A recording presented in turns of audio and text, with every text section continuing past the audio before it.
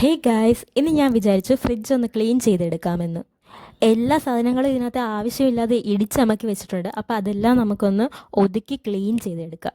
അപ്പോൾ ഇതുപോലെ deep cleaning ചെയ്യുമ്പോൾ എല്ലാ പാർട്സും ഇളക്കി മാറ്റി ക്ലീൻ ചെയ്യുന്നത് നന്നായിരിക്കും. ഇതെല്ലാം ഊരി കഴുകി തുടച്ചെടുത്തതാണ്. ഇത് ഊരി എടുക്കുമ്പോൾ ഒരു കാര്യം ശ്രദ്ധിക്കണം. സൈഡിലത്തെ പാർട്സ് ഇല്ലേ, അതിൽ A1 D1 എന്നൊക്കെ എഴുതിയപ്പോൾ അത് ശ്രദ്ധിച്ചിട്ട് വേണം ഊരിയെടുക്കാൻ. ഇല്ലെങ്കിൽ തിരിച്ചു വെക്കുമ്പോൾ അത് ബുദ്ധിമുട്ടാകും. ഊരാൻ പറ്റിയില്ലെങ്കിൽ അത് ബലം പിടിച്ച് ഊരിയൊന്നും എടുക്കണ്ട, ചിലപ്പോൾ പൊട്ടിപ്പോവാൻ ചാൻസ് ഉണ്ട്. എനിക്കാണെങ്കിൽ ഫ്രിഡ്ജിൻ്റെ ഡോറിൽ ഒരു പാർട്സ് ഊരി എടുക്കാൻ പറ്റിയില്ല. അപ്പം ഞാൻ അത് വിട്ടിട്ട് ബാക്കിയെല്ലാം ഊരി കഴുകി വെച്ചു. കഴുകി വൃത്തിയാക്കി ആവശ്യമുള്ള സാധനങ്ങൾ വെച്ചപ്പോൾ കണ്ടോ, നല്ല ഒതുങ്ങി നീറ്റായിട്ടിരിക്കുന്നു. ഇതായിരുന്നു ആദ്യത്തെ അവസ്ഥ. മിക്ക വീട്ടിലെ അവസ്ഥ ഇതൊക്കെ തന്നെ ആയിരിക്കും.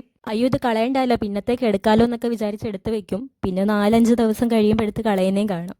അപ്പോൾ ഗായ്സ്, നമ്മുടെ ചാനൽ ആദ്യമായിട്ട് കാണുന്നവർ ഒന്ന് സപ്പോർട്ട് ചെയ്യണേ. അപ്പോൾ അടുത്ത വീഡിയോ ആയിട്ട് കാണും വരേക്കും ബൈ ബൈ.